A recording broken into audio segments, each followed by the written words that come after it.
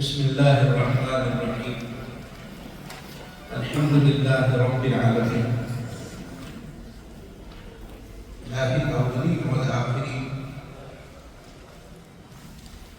والصلاة والسلام على أشرف الأنبياء والمرسلين سيدنا ومولانا محمد بن عبد الله الأمين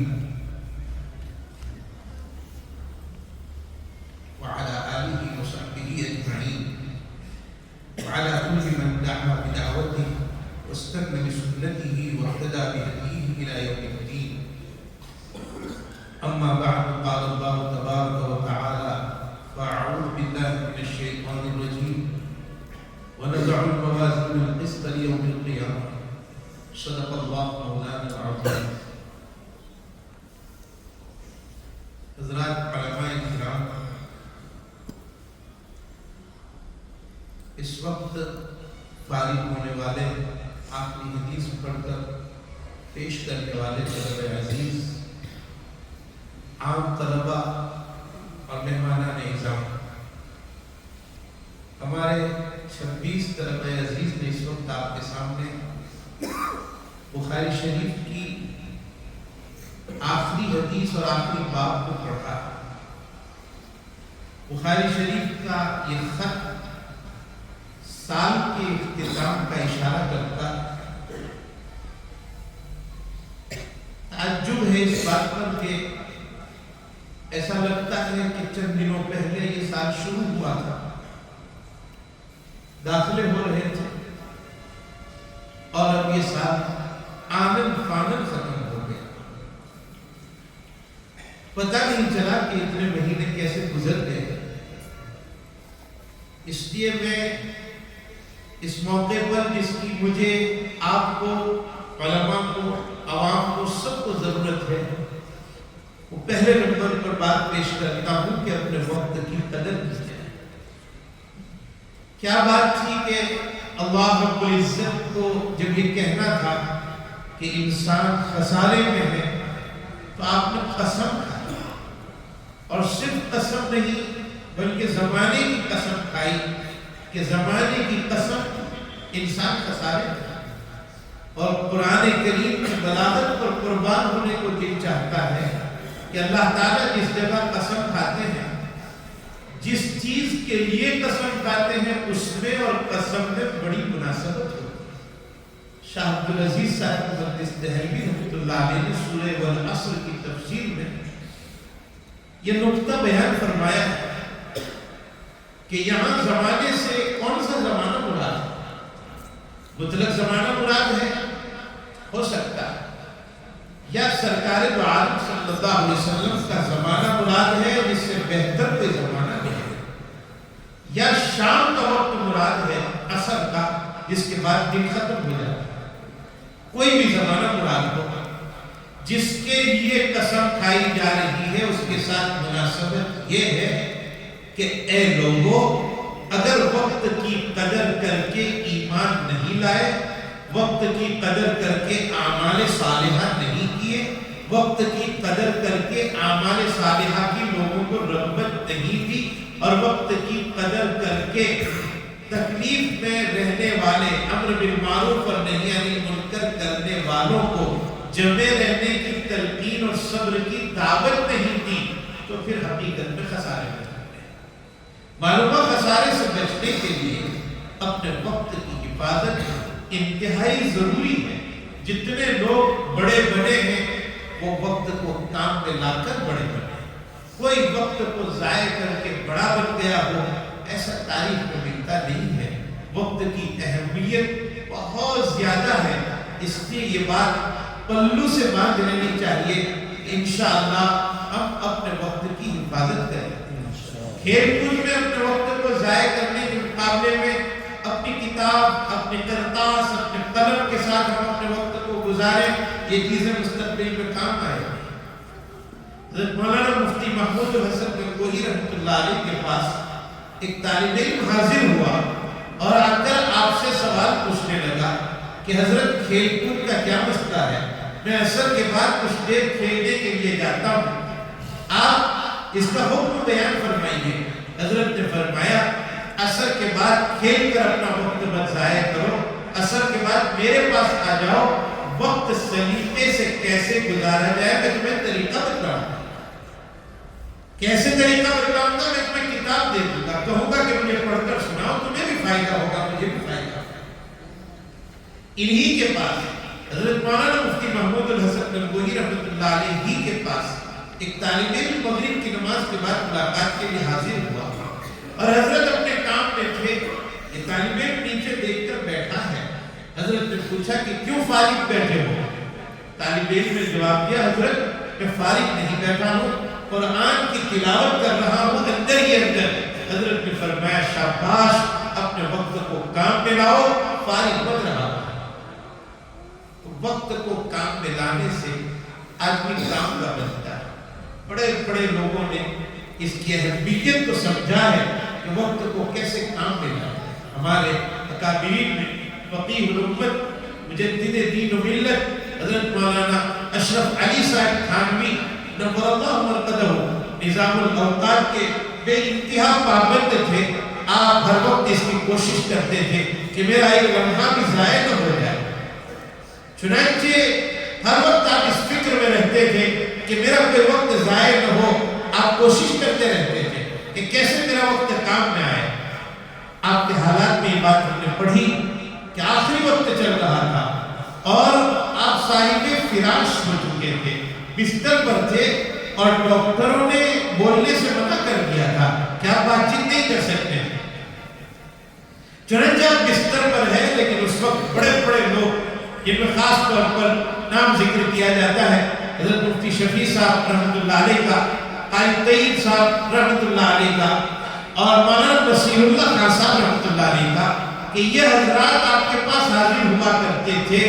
اور مولانا تھانوی نور اللہ مرقدہ اس زمانے میں، جس زمانے میں آپ کو بولنے سے منع کیا گیا، آپ کبھی مفتی شفیع صاحب کو بلاتے اور کہتے کہ بھئی آج کل آپ احکام القرآن پر کام کر رہے ہو، لکھ رہے ہو، اچانک میرے ذہن میں ایک آیت آئی اور اس کے تحت اللہ تعالیٰ نے ایک بات میرے دل میں ڈالی، آپ لکھ لو، آپ کو لکھنے میں کام لے گا۔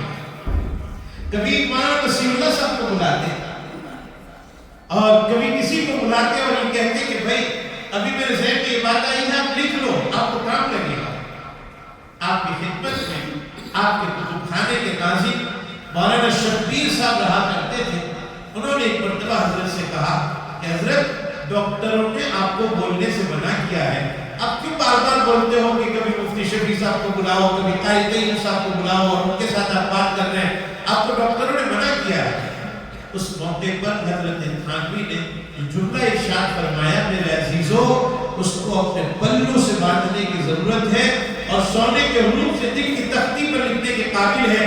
حضرت تھانوی رحمۃ اللہ علیہ نے فرمایا بھائی وہ وقت ہی کیا وقت ہے جو وقت بغیر علمی فائدے کے گزرتا ہے، جس میں کوئی علمی فائدہ نہ ہو ایسے ہی وقت گزر جائے، وہ وقت ہی کیا وقت ہے۔ اس لیے اپنے اوقات کو خوب کام میں لایا جائے، اہتمام کیا جائے۔ ہمارے حضرت تھانوی ہی کے حالات میں بات لکھی ہے کہ آپ کا روزانہ کا معمول تھا کہ اتنی دیر مجھے یہ کام کرنا ہے، اتنی دیر یہ کام کرنا ہے، اس میں لکھنے کا بھی وقت تھا کہ اتنی دیر مجھے قرآن کی تفسیر لکھنا ہے۔ آپ کے استاد حضرت شیخ الہند ایک مرتبہ آپ کے یہاں مہمان ہوئے اور استاد کے بیٹھے ہوئے وہ وقت آ گیا جس میں آپ روزانہ لکھنے کے لیے جاتے تھے۔ اندر ہی اندر بے چینی ہو رہی ہے کہ میرا وہ وقت آ گیا جس میں روزانہ لکھتا ہوں، آج میں نہیں لکھ پا رہا ہوں، آج کیا کیا جائے گا، میرا لکھنا چھوٹ جائے گا۔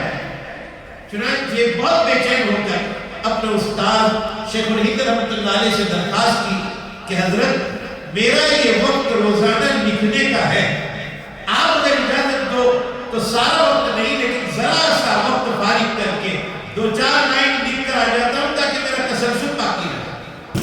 حضرت شیخ الہند نے اجازت دی اور اس کے بعد آپ اپنی جگہ پر تشریف لے گئے، 4-5 لائنیں لکھی اور لکھنے کے بعد آپ واپس آئے، آپ کہنے لگے کہ مجھے اطمینان ہو گیا کہ میرا یہ لکھنے کا ناکام ہو جائے۔ تو میرے بھائیوں اور عزیز بچوں، سب سے زیادہ اہتمام اس بات کا کیا جائے کہ ہم اپنے وقت کو خوب کام میں لائیں۔ وقت کو کام میں لا کر آدمی کام کا بنتا ہے۔ یہ پہلی چیز جس کی ہم سب کو ضرورت ہے، چاہے ہم کسی طبقے سے تعلق رکھتے ہوں. دوسری چیز جو ہمارے طلبہ کے لیے ہے، چاہے وہ فارغ ہو رہے ہوں یا فارغ ہونے والے ہوں اگلے سالوں میں، وہ اپنے اندر مطالعے کا ذوق پیدا کریں کہ ہمارا وقت ضائع نہ نکل جائے. کوئی کتاب ہمارے پاس ہے اور ہم اس کو دیکھ رہے ہیں، کوئی بات ہمیں پسند آ گئی اور ہم اپنی ڈائری میں اس کو نوٹ کر رہے ہیں. ہم اپنی کتابوں سے وابستہ رہے، موبائل سے وابستہ نہ رہے، بلکہ اپنی کتاب سے وابستہ رہ کر اپنے وقت کو گزارے، مطالعے کا ذوق اپنے اندر پیدا کیا جائے. حضرت مولانا انور شاہ صاحب کاشمیری رحمۃ اللہ علیہ کے حالات میں یہ بات لکھی ہے کہ آخری وقت میں انہیں ڈاکٹروں نے سارے کام سے منع کر دیا تھا اور رات کے وقت میں انتقال کی خبر پھیل گئی کہ حضرت کا انتقال ہو گیا. فجر کے وقت کچھ لوگ وہاں پہنچے جن میں مولانا شبیر احمد عثمانی رحمۃ اللہ علیہ تھے، مفتی شفیع صاحب رحمۃ اللہ علیہ تھے، اور دیکھا کہ حضرت کا انتقال نہیں ہوا. حضرت تو بیٹھے ہیں، مصلی بچھا ہوا ہے، نماز کی تیاری ہے، نماز ہو چکی ہے، اور آپ کے سامنے ایک تکیہ رکھا ہوا ہے اور تکیے پر کتاب رکھی ہوئی ہے، آپ اس کا مطالعہ کر رہے ہیں اور روشنی کم ہے جس کی وجہ سے آپ کو تکلیف ہو رہی ہے. مولانا شبیر احمد عثمانی رحمۃ اللہ علیہ نے بہت ادب کے ساتھ کہا، حضرت کون سا مسئلہ ایسا ہے جو آپ کے ذہن میں نہ ہو؟ آپ کو ساری کتابیں زبانی یاد ہے، اور اگر کوئی ضرورت تھی تو ہم خدام حاضر تھے، آپ ہمیں کہہ دیتے، ہم تلاش کر کے آپ کو دے دیتے. یہ کیا بات ہے؟ حضرت اقدس کشمیری رحمۃ اللہ علیہ نے فرمایا، بھائی کیا کرے، جیسے میرا مرض اور میری بیماری میرے ساتھ لگی ہے، مطالعہ بھی میرا مرض بن گیا ہے، مجھ سے الگ نہیں ہوتا. اپنے اندر ایسا ذوق پیدا کرے مطالعہ. مفتی شفیع صاحب رحمۃ اللہ علیہ کے حالات میں یہ بات پڑھی، بہت تعجب ہوا اس کو پڑھ کر کہ حضرت مفتی شفیع صاحب رحمۃ اللہ علیہ جب دیوبند میں تھے اور صبح میں پڑھانے کے بعد فارغ ہوتے، مدرسے کی چھٹی ہو جاتی، آپ کو کھانے میں جاتے تھے. ظاہری بات ہے کہ مدرسہ بند ہو جائے، چھٹی ہو جائے اور چھٹی کے بعد ناظرین کتب خانے میں رکے، ایسا نہیں ہوتا ہے، کتب خانہ بند ہو جاتا ہے. مفتی شفیع صاحب رحمۃ اللہ علیہ ناظرین کتب خانہ سے کہتے تھے کہ ناظرین صاحب آپ کی چھٹی کا وقت ہو چکا ہے، ہماری بھی چھٹی کا وقت ہو چکا ہے، مدرسہ بند ہو گیا ہے، آپ بھی اپنے گھر جائیں، ایک احسان کر دیجئے کہ جاتے ہوئے کتب خانے کا دروازہ باہر سے تالا لگا دیجئے تاکہ میں اکیلا اندر بیٹھ کر اپنا کام کرتا رہوں. اور پوری دوپہر حضرت کتابیں کھنگالتے رہتے تھے. آپ کے حالات میں لکھا ہے کہ دیوبند کے کتب خانے میں اتنا بڑا کتب خانہ، ایک رسالہ بھی نہیں چھوٹا تھا جس کا مطالعہ مفتی شفیع صاحب نے کیا. ایسے شوق پیدا کیا جائے، مطالعے کا ذوق پیدا کیا جائے، اہمیت کو سمجھا جائے کہ یہ وقت نکل جائے گا. ایک ایک حرف پڑھنے کی کوشش کریں. کوئی رسالہ لے لیں کہ بھئی ابھی ہمیں اس کا مطالعہ کرنا ہے اور اس کو دیکھنا ہے اور اس میں جو پسند آ جائے وہ ہمیں اپنی ڈائری میں نوٹ کرنا ہے. مطالعے کا شوق ہر طالب علم کے اندر ہونا چاہیے. اور ایک اور بات، علمی شوق بھی اپنے اندر ہونا چاہیے. علم کی طلب کی شوق بھی ہونی چاہیے کہ بھئی فلاں وقت میں میرے استاد فارغ ہے، چلو جا کر ان سے فلاں مسئلہ معلوم کر لیتے ہیں، فلاں چیز ان سے معلوم کر لیتے ہیں، فلاں بات ان سے معلوم کر لیتے ہیں. یہ کوشش کرنی چاہیے کہ میرا وقت کام میں آئے اور استاد کے پاس بیٹھ کر جو استاد نے درس میں نہ کہا ہو اور نہ کہہ پائے ہو، چلو ان سے معلوم کرتے ہیں کہ فلاں مسئلہ کیا ہے. استاد خوش ہوں گے، آپ کے سامنے ذکر کریں گے اور بہت خوشی کے ساتھ اس بات کو ذکر کریں گے. حضرت مولانا ابوالکلام آزاد رحمۃ اللہ علیہ ایک مرتبہ رات میں نماز پڑھ کر نکل رہے تھے. ایک کتاب کی تعلیم کے موقع پر انہوں نے یہ بات ذکر کی. ایک کتاب تصنیف کی اور کتاب کی تصنیف کے بعد ایک مرحلہ آتا ہے کہ جس میں نسبت کی جاتی ہے کتاب کی کسی بزرگ کی طرف، کسی ادارے کی طرف، ماں باپ کی طرف، جس کو انتساب کہتے ہیں. کتاب لکھنے والا شروع میں لکھتا ہے، میں اپنی اس کاوش کا انتساب اپنے مرحوم والدین کی طرف کرتا ہوں، اپنے استاد کی طرف کرتا ہوں، اپنے ادارے کی طرف کرتا ہوں. مولانا ابوالکلام آزاد رحمۃ اللہ علیہ فرماتے ہیں کہ ایک مرتبہ میں عشاء کی نماز پڑھ کر نکل رہا تھا اور ایک آدمی میرے پیچھے آیا اور آ کر کہنے لگا کہ مجھے آپ سے قرآن کریم کی کچھ باتیں معلوم کرنی، ترجمے سے متعلق کچھ باتیں معلوم کرنی. یہ باتیں ہو رہی تھی. حضرت نے اس کو منع نہیں کیا، وقت فارغ کیا اس کے لیے، اور جب وہ آدمی کی طرف پڑھتا تھا پڑھ کر حضرت کی اجازت کے بغیر چلا گیا۔ غریب آدمی تھا، مفلس تھا، لاچار تھا، پیسے اس کے پاس نہیں تھے، کپڑے اس کے ٹھکانے کے نہیں تھے، وہ بغیر ملاقات کے چلا گیا۔ حضرت مولانا ابوالکلام آزاد رحمۃ اللہ علیہ فرماتے ہیں کہ وہ بچہ شاید اس لیے بغیر اجازت کے چلا گیا کہ مجھ سے ملنے آتا جب میں اس کو کرائے کے پیسے دیتا، وہ چاہتا ہے کہ استاد سے صرف علم حاصل کیا جائے، استاد کو پیسوں کے لیے مجبور نہ کیا جائے، اس وجہ سے وہ بغیر ملاقات کے لیے چلا گیا۔ اور اس کتاب کی تصدیق کے موقع پر حضرت نے فرمایا مجھے اس کا نام تک معلوم نہیں ہے کہ وہ کون ہے اور کہاں کا رہنے والا ہے، اگر آج مجھے اس کے نام کا پتہ ہوتا، علم ہوتا، تو میں اپنی کتاب کا انتساب اس طالب علم کی طرف کرتا۔ یہ شوق ہوتا ہے علم کا، یہ ولولہ ہوتا ہے علم کا، پھر مجھے زیادہ سے زیادہ باتیں معلوم ہو جائے اپنے استاد کے پاس رہ کر، اپنے شفیق اساتذہ کے پاس رہ کر، کہ یہ بات مجھے معلوم ہو جائے، فلاں بات مجھے معلوم ہو جائے، علمی شوق پیدا کیا۔ بہرحال یہ دو تین باتیں، وقت کی اہمیت، مطالعے کی اہمیت اور علم کا شوق اپنے اندر پیدا کیا جائے، یہ آپ کے سامنے اس وقت دو تین باتیں ذہن میں آئی، وہ آپ کے سامنے ذکر کر دی۔ بخاری شریف ایک بہت اہم ترین کتاب اور بہت اہم ترین شخصیت کی لکھی ہوئی کتاب۔ حضرت امام بخاری رضی اللہ تعالیٰ بہت بڑے آدمی ہیں، اتنے بڑے آدمی ہیں کہ آپ کے اساتذہ اپنی کتابوں کی تصحیح کے لیے آپ کو سپرد کرتے تھے کہ اس میں جو صحیح ہو باقی رکھو، غلط ہو اس کو نکال دو۔ لیکن بچپن میں یہ نابینا ہو گئے تھے، دو مرتبہ نابینا ہونے کا واقعہ پیش آیا، ایک بچپن میں اور ایک جوانی میں، علم حاصل کرنے کے زمانے میں۔ بچپن میں آپ نابینا ہو گئے تھے، میں خاص بات حضرت شیخ یونس صاحب کے حوالے سے آپ کو سنانے کے لیے یہ ذکر کر رہا ہوں، ورنہ یہ واقعہ مشہور ہے کہ آپ بچپن میں نابینا تھے اور والدہ محترمہ نے دعا کی کہ اللہ میرا بچہ نابینا ہو گیا ہے، آپ بینائی عطا فرمائیے۔ بہت زار و قطار رو کر دعا کی اور اللہ نے دعا قبول فرمائی۔ حضرت ابراہیم علیہ السلام خواب میں تشریف لائے اور کہا اے بخاری کی ماں، جا تیرے بیٹے کو ہم نے بینائی، اللہ نے بینائی دے دی ہے۔ امام بخاری کی ماں بیدار ہوئی اور دیکھا تو بیٹا دیکھ رہا تھا۔ اس بیٹے نے کتنا بڑا کام کیا کہ آپ نے تاریخ الکبیر نامی کتاب لکھی امام بخاری نے، وہ دن میں نہیں لکھی، رات میں لکھی، اور چراغ نہیں استعمال کیا اس کے لیے، چاند کی چاندنی میں لکھی۔ میں جب دور حدیث پڑھتا تھا، میرے استاد مکرم حضرت مولانا سید ذوالفقار صاحب رحمۃ اللہ علیہ نے اس واقعے کو ذکر کیا، تو میں نے 14ویں رات کے چاند کا انتظار کیا، اور 14ویں رات کے چاندنی میں میں نے بیٹھ کر کچھ لکھنے کا ارادہ کیا، میں ایک لائن نہیں لکھ پایا۔ امام بخاری رحمۃ اللہ علیہ نے پوری کتاب چاند کی چاندنی میں بیٹھ کر لکھی۔ ایسی بینائی، ایسی طاقت آپ کی آنکھوں میں اللہ تعالیٰ نے عطا فرمائی۔ اس واقعے کو ذکر کر کے شیخ الحدیث حضرت مولانا محمد یونس صاحب جون پوری نور اللہ مرقدہ ذکر کرتے تھے کہ دیکھو اپنے ماں باپ سے دعائیں لیا۔ امام بخاری کی ماں نے دعا کی، اور پھر حضرت یہ ذکر فرماتے ہیں کہ بڑے بزرگ گزرے ہیں، مدرسے میں پڑھنے کے لیے گئے اور ان کا حافظہ کام نہیں کرتا تھا، دماغ کام نہیں کرتا تھا، یاد نہیں رہتا تھا، تو ایک استاد نے ان کو اپنے پاس بلایا اور بلا کر کہا کہ بھئی تمہیں سبق یاد نہیں ہوتا؟ کہا نہیں یاد ہوتا۔ کہا تمہاری ماں زندہ ہے؟ کہا ہاں زندہ ہے۔ فرمایا جاؤ اپنی ماں کے پاس، جا کر ان سے دعا کرواؤ کہ اللہ آپ کا ذہن کھول دے۔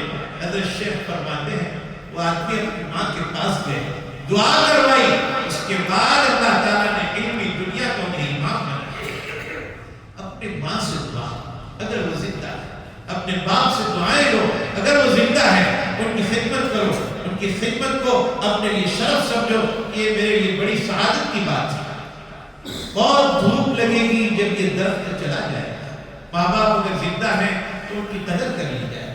بہرحال ایک بڑی شخصیت سیدنا امام بخاری رضی اللہ تعالیٰ کی یہ بڑی کتاب اصح الکتب بعد کتاب اللہ الصحیح البخاری، اور اس صحیح البخاری کا یہ آخری باب اللہ رب العزت کے قول سے حضرت نے باب قائم کیا، باب قول اللہ وَنَضَعُ الْمَوَازِينَ الْقِسْطَ لِيَوْمِ الْقِيَامَةِ، ہم قیامت کے دن عدل و انصاف کے ترازو قائم کریں۔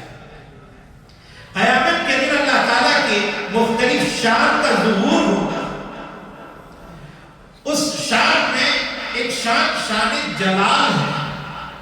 اللہ تعالیٰ کی صفت جلال کا ظہور ایسا ہوگا کہ لوگ حضرت آدم علیہ السلام کے پاس جائیں گے اور جا کر درخواست کریں گے انت ابونا ابو البشر، آپ ساری انسانیت کے باپ ہیں، حساب کتاب ذرا شروع کروا دیجیے۔ اور حضرت منع کریں گے لست لہا، میری ہمت نہیں ہے، مجھے وہ دانا کھا لینے کا واقعہ یاد آتا ہے۔ اگر اللہ نے پوچھ لیا تو کیا جواب؟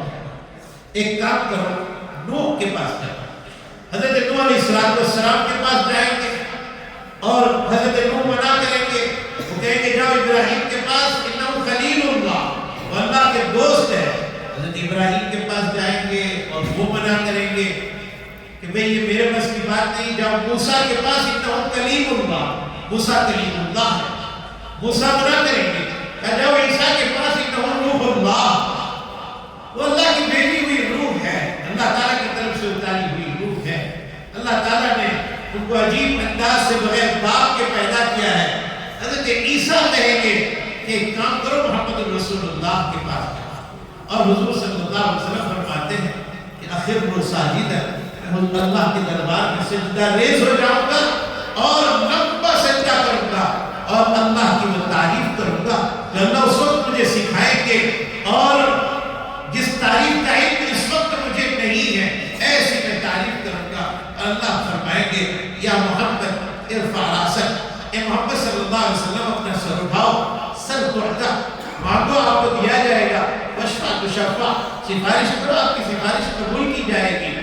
یہ جلال کی کیفیت ہوگی کہ آدم، نوح، ابراہیم اور موسیٰ اور عیسیٰ کی ہمت نہیں ہو رہی ہوگی۔ اور ایک دور وہ آئے گا کہ جہنم میں کچھ لوگ بہت شور مچا رہے ہوں گے، ان کو اللہ تعالیٰ حاضر کریں گے اور پوچھیں گے کیوں شور کر رہے ہو، جاؤ جہنم میں چلے جاؤ۔ ان میں سے ایک آدمی جہنم میں جا کر گر جائے گا، ایک آدمی بچے گا، وہ کہے گا کہ اللہ مجھے یقین ہے آپ ایک مرتبہ جہنم سے مجھے باہر لائے ہیں، اب دوبارہ داخل نہیں کرو گے۔ اللہ ان دونوں کو جنت میں بھیج دے۔ ایک وقت وہ آئے گا عزیز بچوں، مشکات پڑھنے والوں نے اس روایت کو پڑھا ہوگا کہ اللہ رب العزت جب جہنمیوں کو جہنم میں پہنچا رہے ہوں گے، جنتیوں کو جنت میں پہنچا رہے ہوں گے، جنتیوں کی لائن لگی ہوگی اور جہنم میں جانے والے بھی لائن میں لگے ہوں گے۔ ایک آدمی کی نظر پڑے گی جو جہنم میں جا رہا ہوگا، جنت میں جانے والوں کے اوپر نظر پڑے گی، اس میں سے ایک آدمی کو پہچانے گا، اور کیا پہچانے گا؟ قریب جائے گا، قریب جا کر کہے گا وہ بھائی مجھے پہچانتے ہو؟ کہا نہیں میں نہیں پہچانتا۔ کون ہوا؟ کہا ایک مرتبہ آپ دوپہر میں چنچناتی ہوئی دھوپ میں میرے گھر کے پاس سے جا رہے تھے اور تمہیں بہت پیاس لگی تھی، تم نے مجھ سے پانی مانگا تھا، میں نے تمہیں ایک گلاس پانی پلایا تھا۔ کہا ہاں یاد آ گیا۔ کہا آج میں جہنم میں جا رہا ہوں، تو ایک گلاس پانی والی اپنی دوستی کو یاد کر کے اللہ سے درخواست کروں گا اللہ تعالیٰ مجھے معاف فرما دے، تو یاد کے اللہ سے کہے گا اللہ یہ میرا دوست ہے، اس نے مجھے پانی پلایا تھا، آپ اسے معاف کر دیجئے۔ اللہ فرمائے کہ جا اس کا ہاتھ پکڑ دے، اس کو جنت میں۔ تو ایک کیفیت رحمت کی ہوگی جو بعد میں ظاہر ہوگی کہ اللہ تعالیٰ سفارش کرنے والوں کی سفارش کو قبول کریں گے اور اللہ تعالیٰ گنہگاروں کو معاف فرما دیں گے۔ لیکن ایک شروع کی کیفیت ہوگی کہ جس میں کسی کی ہمت نہیں ہوگی اللہ رب العزت سے بات کرنے کی۔ اللہ تعالیٰ اس دن کے بارے میں فرما رہے ہیں وَنَضَعُ الْمَوَازِينَ الْقِسْطَ لِيَوْمِ الْقِيَامَةِ، قیامت کے دن ہم عدل و انصاف کے ترازو قائم کریں گے۔ امام بخاری رضی اللہ تعالیٰ عنہ کے ابواب میں ایک بہت بڑی بات یہ ہے کہ امام بخاری باب کیوں قائم کرتے ہیں، غرض بخاری کیا ہے، میں آپ کے سامنے اس کو ذکر کرتا ہوں مختصر لفظوں میں کہ امام بخاری رضی اللہ تعالیٰ عنہ یہاں تالی کی تلاوت اور متلو کے درمیان فرق کرنا چاہتے ہیں، اور اس کے لیے ایک مسئلہ آپ کو سمجھنا ہوگا کہ حضرت امام احمد بن حنبل رحمۃ اللہ علیہ کے زمانے میں ایک مسئلہ اٹھا تھا، مسئلہ خلق قرآن کے نام سے، جس میں حکومت وقت نے ایسے لوگوں کا ساتھ دیا تھا جو قرآن کو مخلوق مانتے تھے۔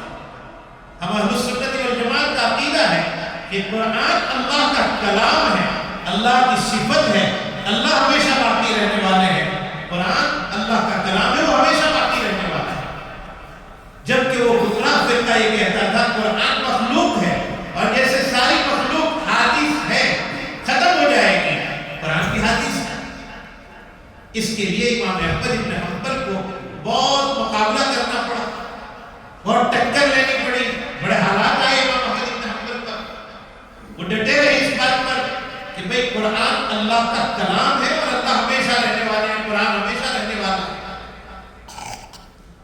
امام احمد بن حنبل کو بذریعہ خواب بتلا دیا گیا تھا. امام شافعی رحمۃ اللہ علیہ نے خواب دیکھا تھا کہ امام احمد بن حنبل کو حضور کہہ رہے ہیں خواب میں، شافعی احمد بن حنبل کو خبر کرو کہ قرآن کے مخلوق ہونے کو آپ سے منوانے کی کوشش کی جائے گی، بہت آپ کو پریشان کیا جائے گا، لیکن کبھی تسلیم مت کرنا.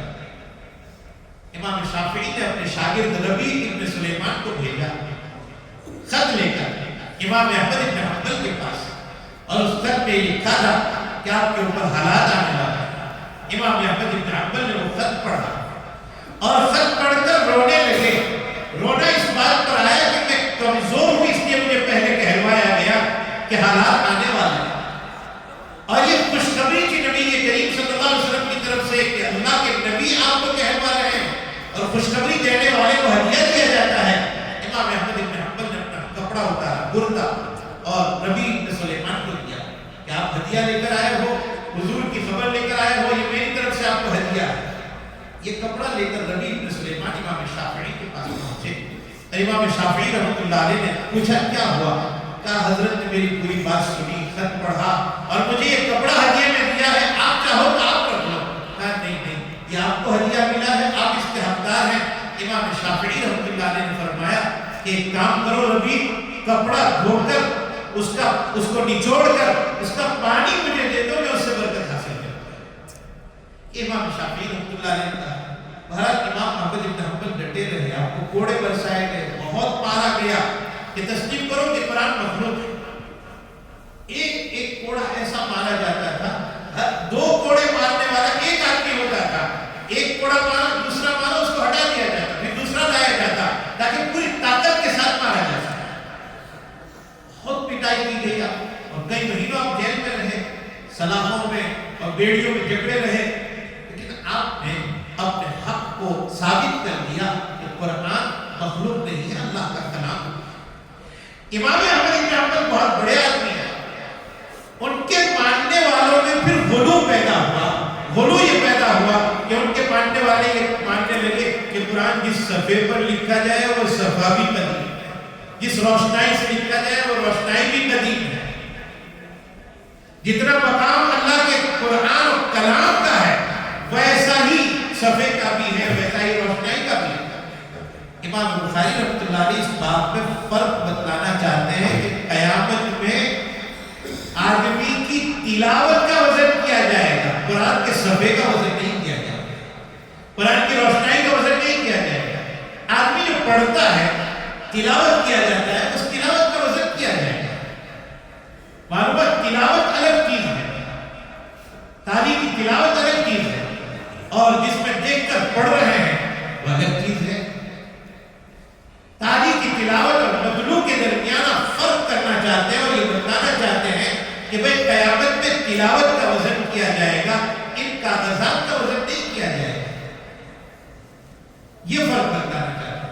بعض حضرات یہ لکھتے ہیں کہ امام بخاری رضی اللہ تعالیٰ عنہ اس باب کے ذریعے سے قیامت میں ترازو کے قائم کیے جانے اور اعمال کے تولے جانے کو ثابت کرنا چاہتے ہیں. وہ بھی اپنی جگہ پر درست ہے کہ حضرت امام بخاری یہ بتانا چاہتے ہیں قیامت میں تولا جائے گا اعمال. اس کو قرآن بیان کرتا ہے وَنَضَعُ الْمَوَازِينَ الْقِسْطَ لِيَوْمِ الْقِيَامَةِ. ہم قیامت کے دن عدل و انصاف کے ترازو قائم کریں.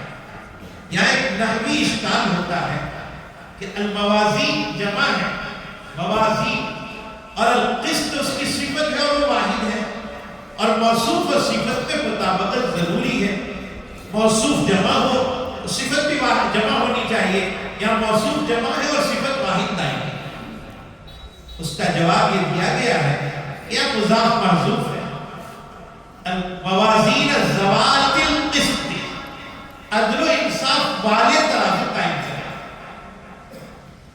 یا یہ کہ یہاں لام اجلیہ محفوظ ہے، الموازین لأجل القسط، انصاف قائم کرنے کے لیے ترازو قائم کیا جائے گا. یا یہ جواب دیا گیا ہے کہ القسط مصدر ہے اور مصدر مذکر اور مؤنث واحد تثنیہ جمع کو قبول نہیں کرتا، وہ ہمیشہ یکساں رہتا ہے، چاہے واحد استعمال کیا جائے جمع استعمال کیا جائے.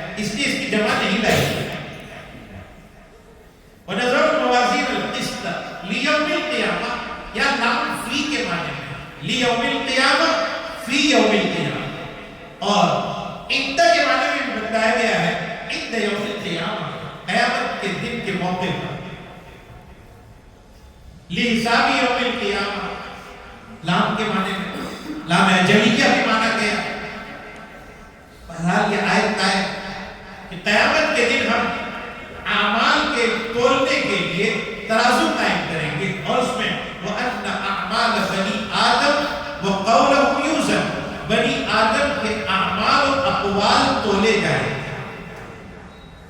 یہاں قرآن میں وَنَضَعُ الْمَوَازِينَ میں موازین جمع ہے میزان کی، میزان کی اصل میوزان ہے، تعلیل کے بعد یہ میزان ہوا ہے اور اس کی جمع ہے موازین۔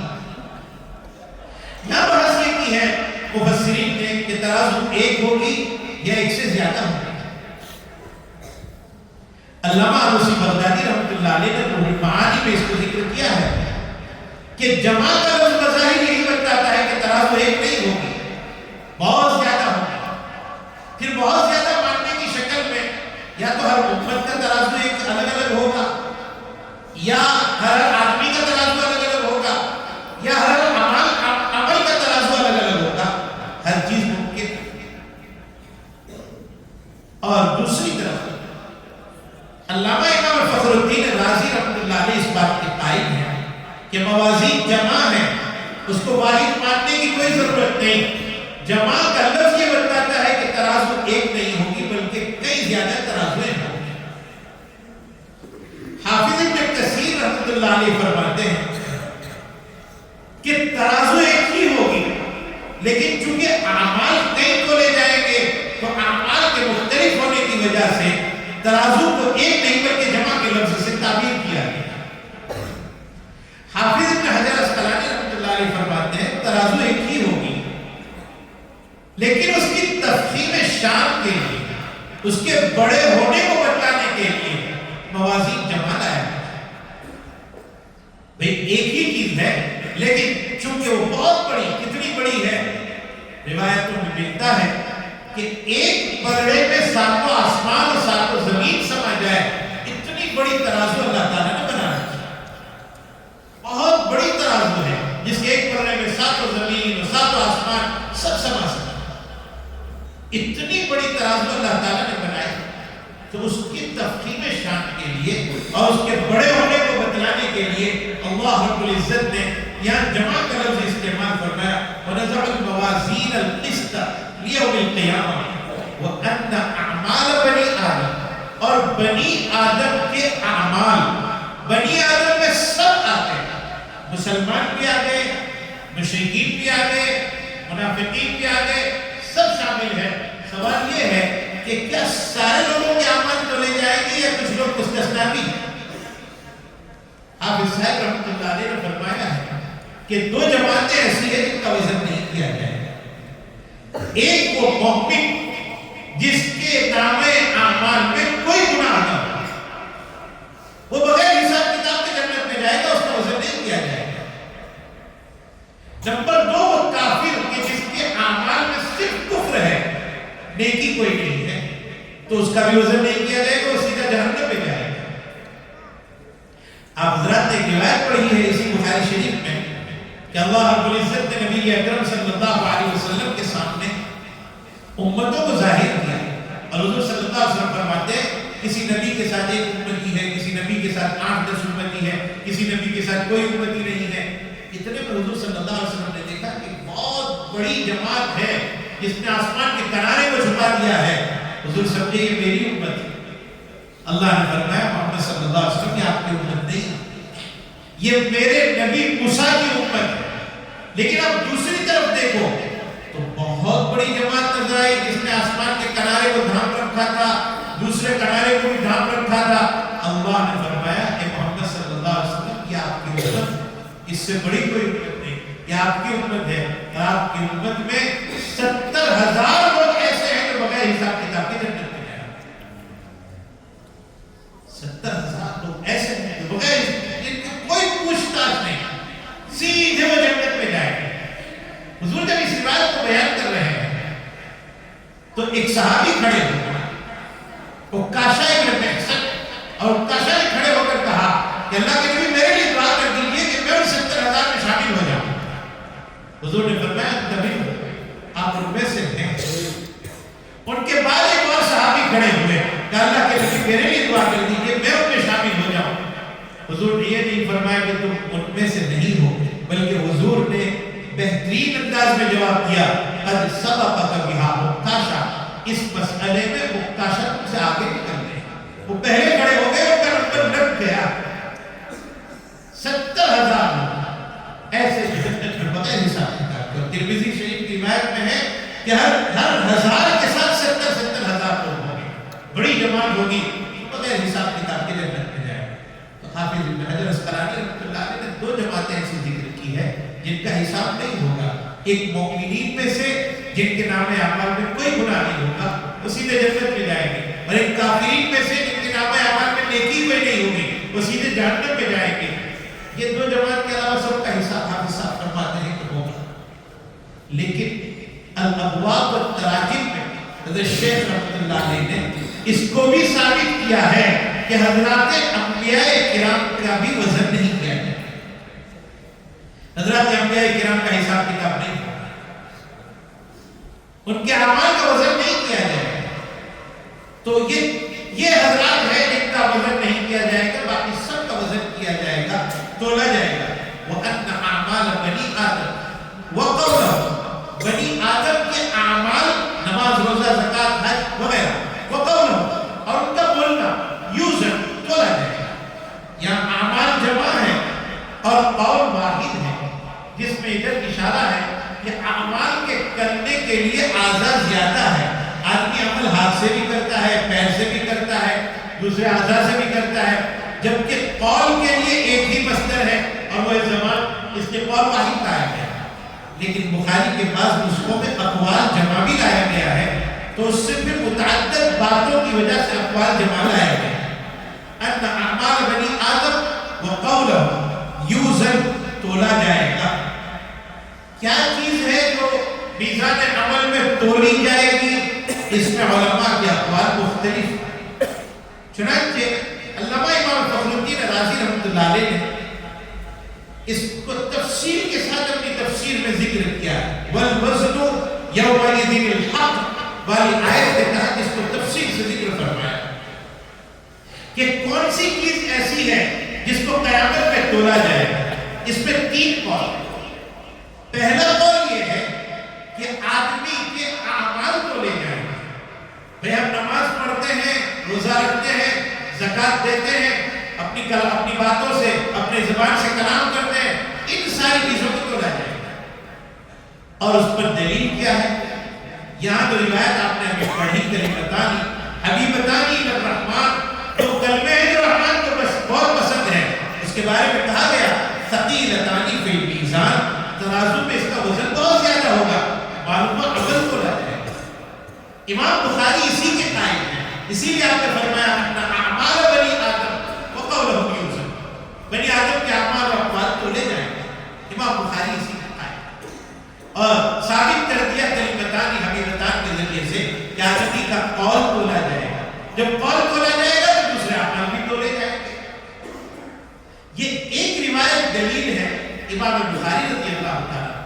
دوسری دلیل یہ ابو داؤد شریف میں آپ نے ایک روایت پڑھی ہے کہ نبی کریم صلی اللہ علیہ وسلم فرماتے ہیں ما من شیء اثقل فی میزان العبد یوم القیامہ من خلق حسن، قیامت کے دن اچھے اخلاق سے زیادہ کوئی چیز میزان عمل میں وزن والی زیادہ نہیں ہوگی۔ معلوم ہوا اچھے اخلاق کا وزن سب سے زیادہ ہوگا، اور اچھے اخلاق عمل ہے، معلوم ہوا عمل تولا جائے گا۔ اچھے اخلاق ایک عمل ہے، کسی کے ساتھ ہنستے چہرے سے ملنا یہ اچھے اخلاق ہے، یہ عمل ہے، اور اسی عمل کو تولا جائے گا۔ اور ایک روایت حافظ ابن حجر اسقلانی رحمۃ اللہ علیہ نے حضرت جابر کے حوالے سے فتح الباری میں نقل کی ہے، یہ کہ قیامت میں بندوں کے اعمال تولے جائیں گے، جس کا نیک عمل رائے کے دانے کے برابر بڑھ گیا وہ جنت میں جائے گا، اور جس کا برا عمل رائے کے دانے کے برابر بڑھ گیا وہ جہنم میں جائے گا۔ معلوم وہ عمل تولا جائے گا۔ یہ ایک قول ہوا، دلیل کے ساتھ اپنے ذکر کیا۔ دوسرا قول یہ ہے کہ اعمال نہیں، صحائف اعمال کو تولا جائے، یعنی اعمال جن رجسٹروں میں لکھے جا رہے ہیں، فرشتے لکھ رہے ہیں فرشتے لکھتے ہیں، نیکی والا نیکی لکھ رہا ہے، برائی والا برائی لکھ رہا ہے، اور دونوں اپنے اپنی ذمہ داری میں ہیں، اور قیامت میں ایک دفاتر کو تولا جائے گا۔ آپ نے ترمذی شریف میں وہ روایت پڑھی حضرت عبداللہ ابن عمرو ابن العاص رضی اللہ تعالیٰ عنہ کی کہ قیامت میں ایک آدمی کو لایا جائے گا اور اس کے گناہوں کے دفاتر تا حد نظر پھیلے ہوئے ہوں گے، بہت بڑا گنہگار ہوگا، اور اسے یقین ہو جائے گا کہ میں اب جہنم میں جانے والا ہوں۔ چنانچہ اس کے برائی کے پردے میں وہ سارے دفاتر رکھے جائیں گے۔ اللہ تعالیٰ فرمائیں گے کہ تیری ایک نیکی میرے پاس، وَلَا ظُلْمَ عَلَيْكَ الْيَوْمَ، آج تیرے اوپر کوئی ظلم نہیں ہے۔ اللہ تعالیٰ ان دفاتر کے بارے میں پوچھیں گے اس سے کہ تجھے کوئی عذر پیش کرنا ہے؟ کہا نہیں۔ تجھے کچھ اور کہنا ہے؟ کہا نہیں۔ کہا تیری ایک نیکی ہمارے پاس، اور حضور وزن اپنے وزن کے لیے حاضر ہو جا، اور اللہ تعالیٰ ایک پرچی نکالیں گے اور نیکی کے پلڑے میں اس پرچی کو اللہ تعالیٰ رکھنے کا حکم دے گا، اور وہ آدمی کھڑے کھڑے یہ سوچے گا کہ اس پرچی کا کیا وزن ہوگا ایک دفاتر کے مقابلے میں، لیکن جب ترازو اٹھایا جائے گا تو اس پرچی کا وزن بڑھ جائے گا۔ بندہ پوچھے گا کہ اس میں کیا رکھا ہے؟ کہا اس میں تیرا وہ عمل ہے جو تو ایک مرتبہ اخلاص سے تم نے کلمہ پڑھا تھا، وہ ہم نے اس میں رکھ لیا ہے، اب اس کا وزن بڑھ گیا۔ اور حدیث کے آخری الفاظ یہ ہے وَلَا يَسْقُلُ مَعَ اسْمِ اللَّهِ شَيْءٌ، اللہ کے نام کے ہوتے ہوئے کوئی چیز وزنی نہیں ہو سکتی۔ ظاہری بات ہے کہ اس پرچی میں اللہ کا نام ہے، اس کے مقابلے میں 99 دفاتر ہو یا 9 دفاتر ہو، وزن تو اللہ کے نام کا بڑھے گا۔ اس روایت سے پتہ چلا کہ اعمال نہیں تولے جائیں گے بلکہ اعمال نامے تولے جائیں گے۔ اور تیسرا قول یہ ہے کہ بندوں کو تولا جائے گا، صاحب عمل کو تولا جائے گا، جو عمل کر رہا ہے دنیا میں۔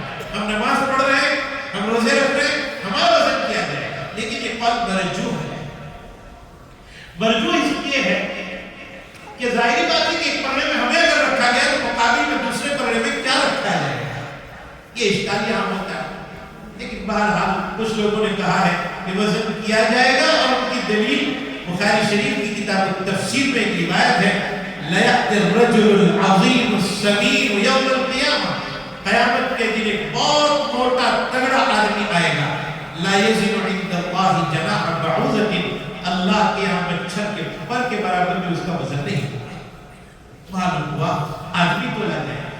حضرت عمر کے قول سے بھی اس قول کی تائید ہوتی ہے کہ زِنُوا أَنفُسَكُمْ قَبْلَ أَن تُوزَنُوا، اپنے آپ میں وزن بڑھاؤ اس سے پہلے کہ تمہارا وزن کیا جائے۔ اعمال اچھے کر کے اپنے آپ کو وزنی بناؤ اس سے پہلے کہ تمہارا وزن کیا جائے۔ معلوم ہوا آدمی کو لے جائے۔ یہاں ایک بات شرح حدیث نے یہ بھی کی ہے کہ آدمی کے اعمال میں کیا ایمان کا وزن کیا جائے گا یا نہیں کیا جائے گا۔ علامہ سیوطی رحمۃ اللہ علیہ نے اس پر بہت سیر حاصل بحث کی ہے، جس کا خلاصہ یہ ہے کہ کچھ لوگ یہ کہتے ہیں کہ ایمان کا وزن کیا جائے گا، ایک اعمال میں ایمان کو رکھا جائے گا،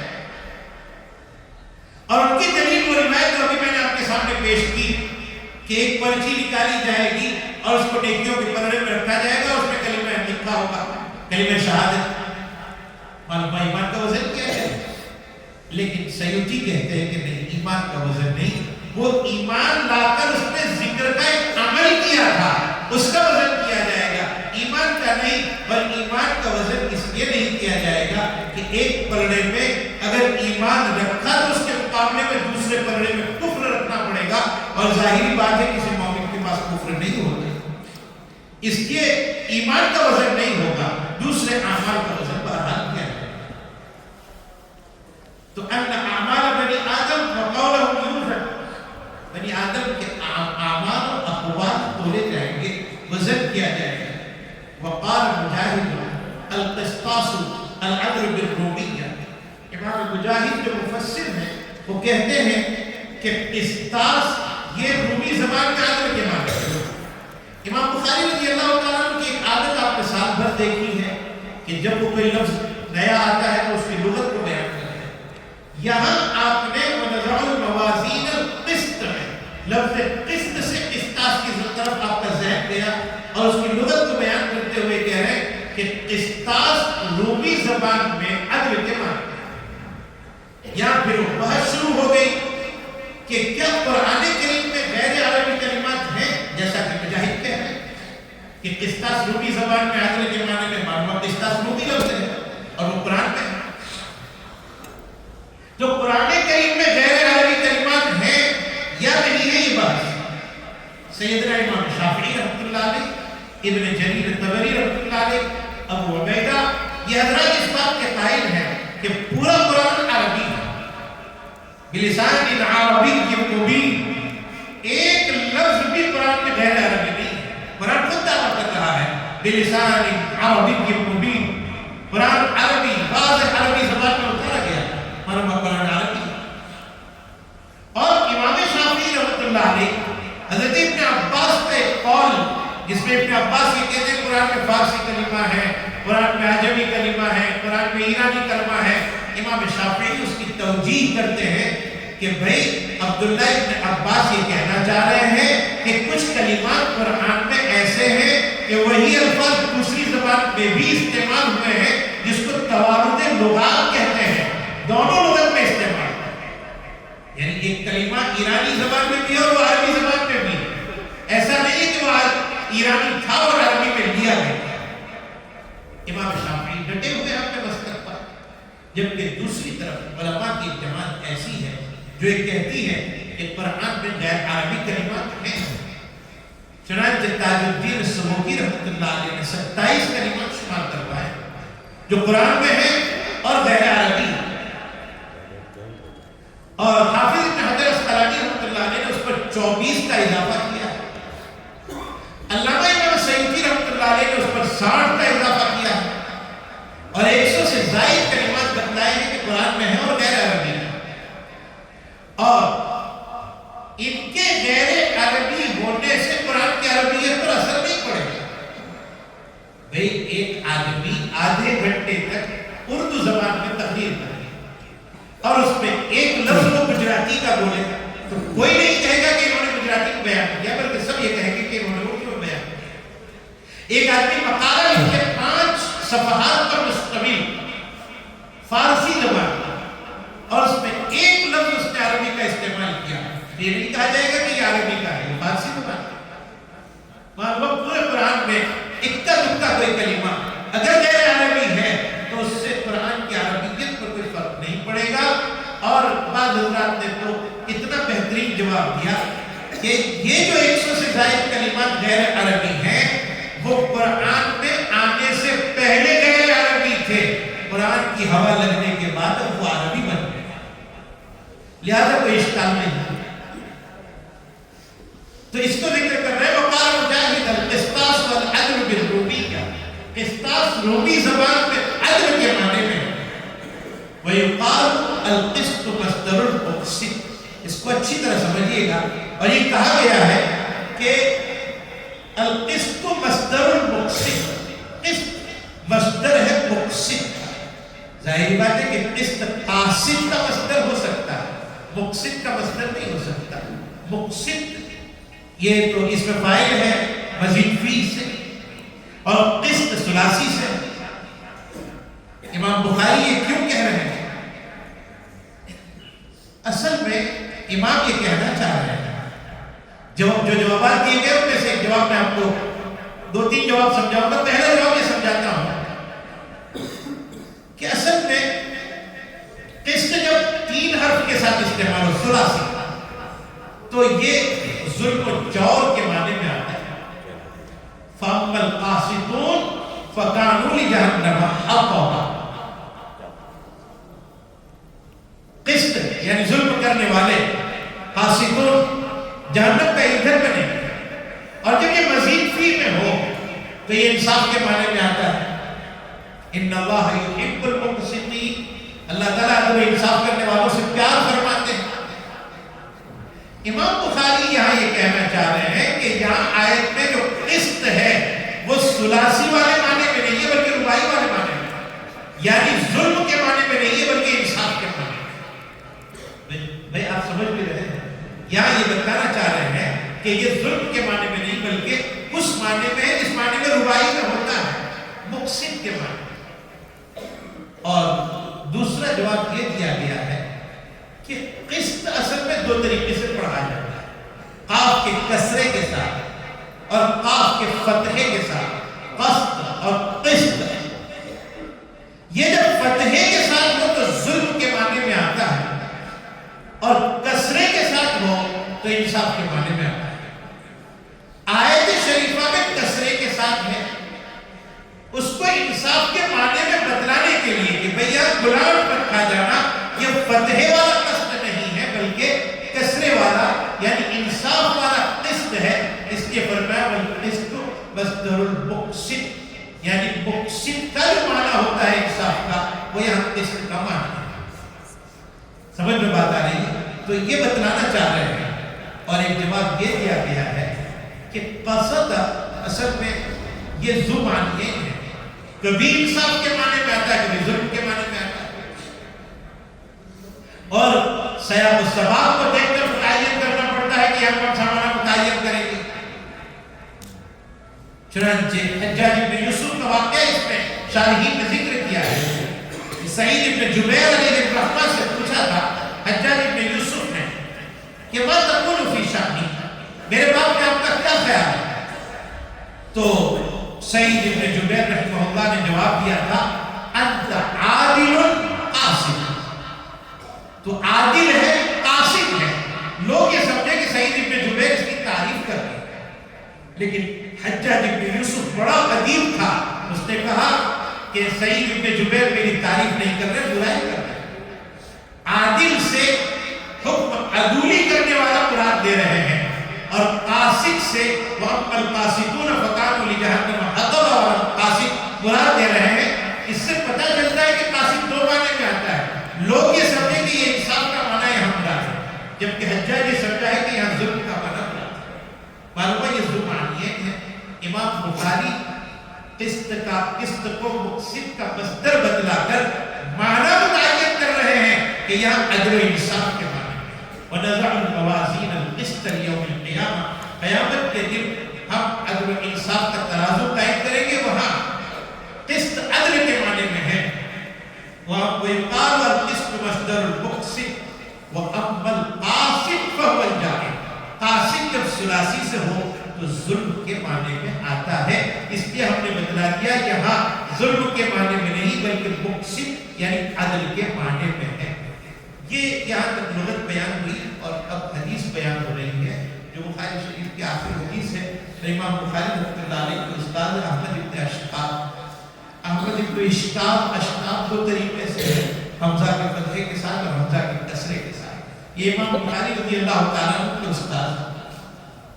اور عجیب بات یہ ہے کہ امام بخاری رضی اللہ تعالیٰ عنہ کی امام بخاری کی ایک ایک بات میں بڑا رمز پوشیدہ ہوتا ہے.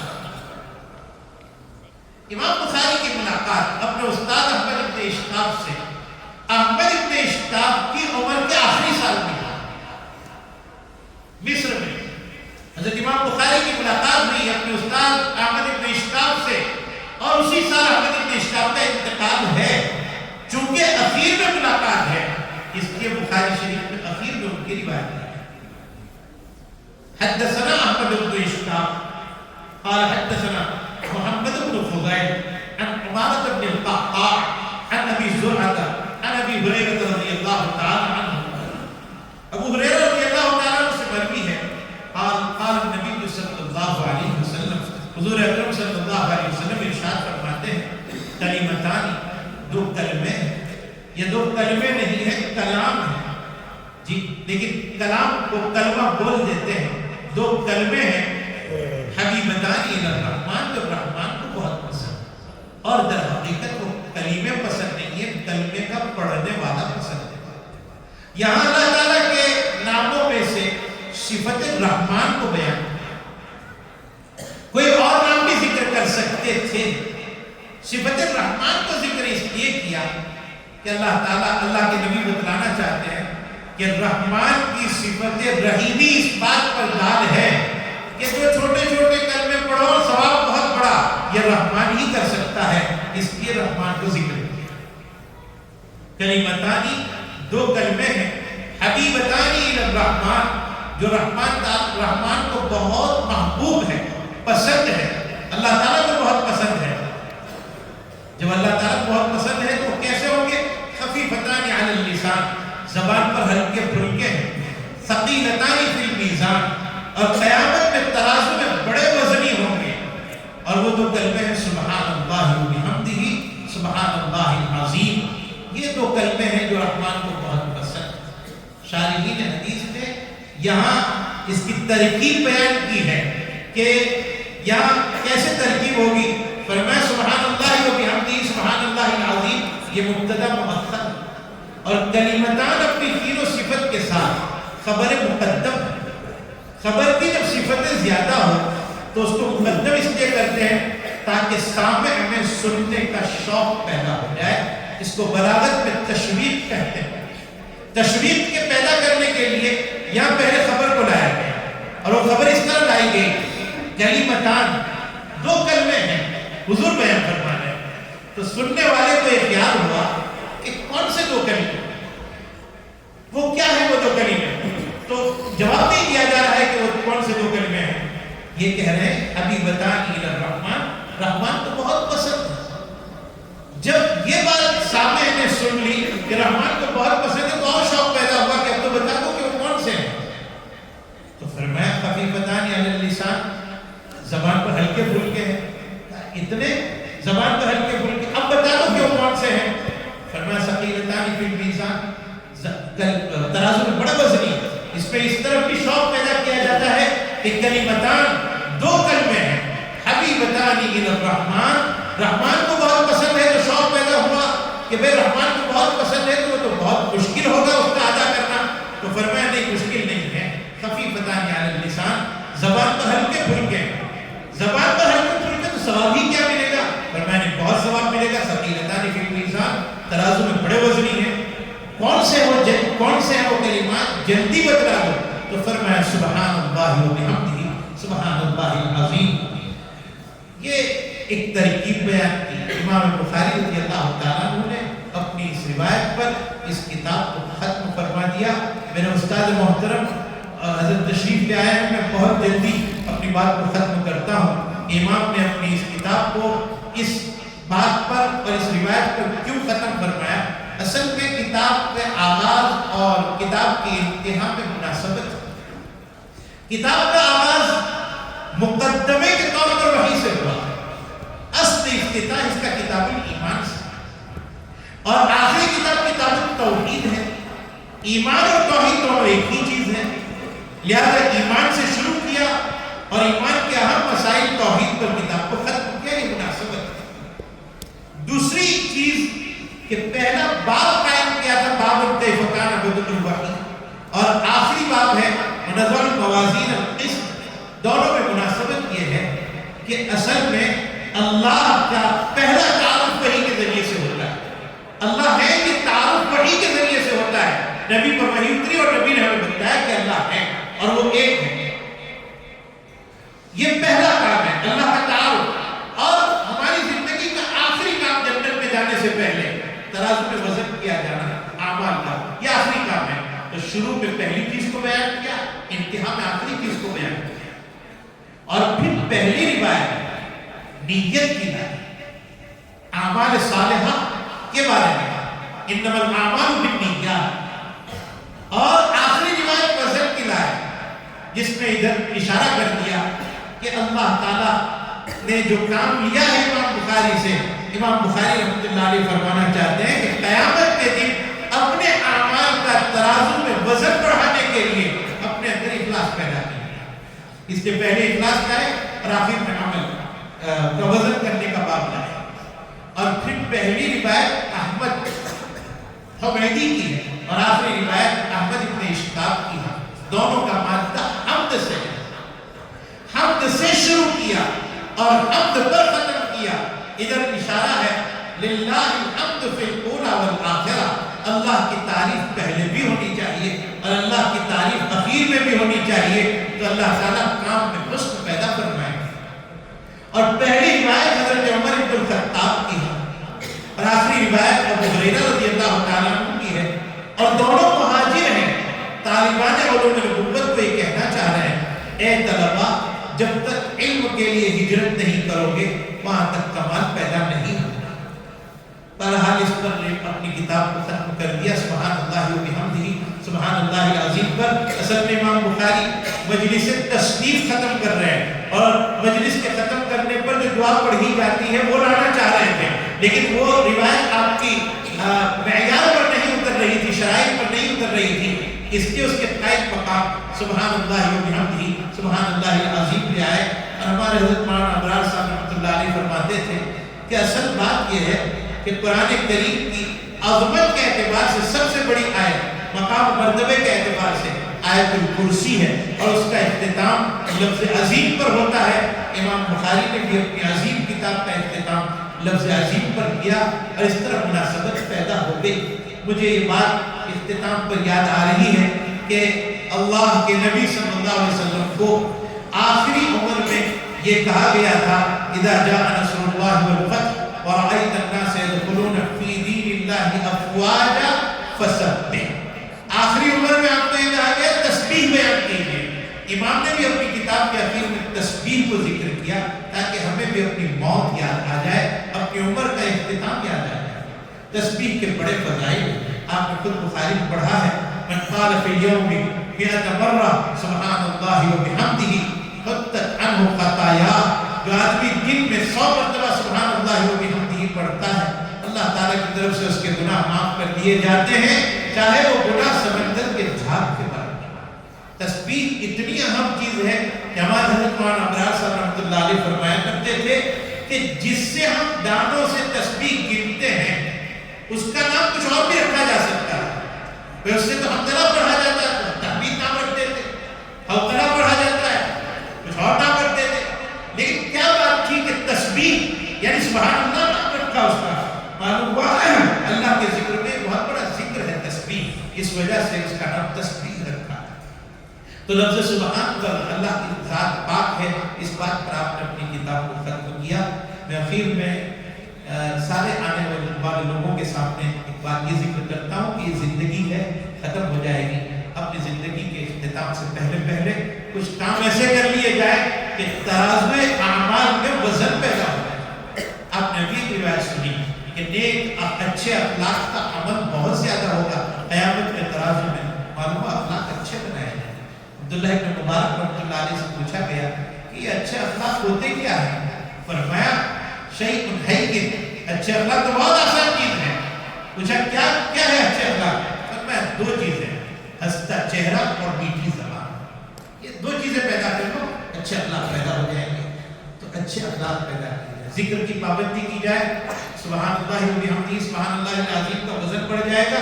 معلوم ہوا آپ نے پڑھا ہے الحمدللہ تملأ المیزان، سبحان اللہ تملأ المیزان، ایک مرتبہ الحمدللہ پڑھیں گے میزان عمل بھر جائے گا اس کے ثواب سے، معلوم ہوا اس کا وزن زیادہ ہے۔ اس لیے ان چیزوں کا لا الہ الا اللہ کے بارے میں حضرت موسیٰ علیہ السلام نے جب اللہ تعالیٰ سے پوچھا تھا کہ اللہ کوئی ایسا کلمہ سکھا دیجیے کہ جس سے میں آپ کو پکارتا بھی رہوں، آپ سے دعا بھی کرتا رہوں۔ اللہ تعالیٰ نے فرمایا قل لا الہ الا اللہ، لا الہ الا اللہ کو حضرت موسیٰ نے کہا کل الناس یقول، ہر آدمی یہ کلمہ تو پڑھتا ہے، مجھے کوئی الگ کلمہ دیجیے۔ اللہ نے فرمایا موسیٰ آپ کو پتا ہے اگر 7 آسمان اور 7 زمین اور جو کچھ 7 آسمان اور زمین میں ہے میرے علاوہ ایک پرڑے میں رکھ دیا جائے اور دوسرے پرڑے میں لا الہ الا اللہ رکھ دیا جائے، لا الہ الا اللہ کا وزن بڑھ جائے گا۔ یہ وزنی چیزیں ہیں، اس کا خوب اہتمام کیا جائے۔ میں اخیر میں آپ تمام حضرات کا شکر گزار ہوں۔ سب سے پہلے اللہ تعالیٰ کا شکر ادا کرتا ہوں کہ اللہ تعالیٰ نے اس خدمت کا موقع مجھے نصیب فرمایا، اور اس کے بعد میں میرے استاد جنہوں نے ایک باپ کی طرح مجھے اپنے پاس رکھا، بیٹا بنا کر، آپ میرے ابا کی طرح ہیں اور مجھے اپنا بیٹا بنا کر رکھا ہمیشہ، اور مجھے یہ سعادت حضرت کے ذریعے سے نصیب ہوئی کہ بخاری شریف کا آج اس ادارے میں 15ویں مرتبہ اختتام ہو رہا ہے۔ اللہ رب العزت سے میں صرف دعا کر سکتا ہوں، ہمارے پاس دینے کے لیے کچھ نہیں ہے، بس یہی ہے کہ اللہ تعالیٰ آپ کو جزائے خیر عطا فرمائے اور آپ کو عمر نور نصیب فرمائے۔ امت میں جتنا کام آپ نے کیا ہے حضرت والا نے، اللہ تعالیٰ اور اس سے زیادہ کام میں آپ بیمار ہونے کے باوجود ہماری ہمت افزائی کے لیے یہاں تشریف لے آئے۔ یہ آپ کا بڑپن ہے اور ذرہ نوازی ہے کہ آپ اتنی تکلیف میں ہوتے ہوئے یہاں تشریف لے آئے۔ میں اپنی گفتگو کو ختم کرتا ہوں۔ اللہ رب العزت ہمارے اس میں بیٹھنے کو قبول فرمائے، حضرت کی آمد کو بھی ہمارے قبول فرمائے۔ اب میں انشاءاللہ حضرت کے بیان سے پہلے حضرت آپ کی چھوٹی سی ہے، وہ اسی عنوان کی ہے جس عنوان پر آپ کے سامنے ابھی باتیں کی گئی، وہ پیش ہوگی۔ ہمارے مولوی فیضان صلی اللہ علیہ وسلم کو پیش کریں گے، اس کے بعد حضرت کا خطاب، پھر نکاح بھی ہوگا انشاءاللہ۔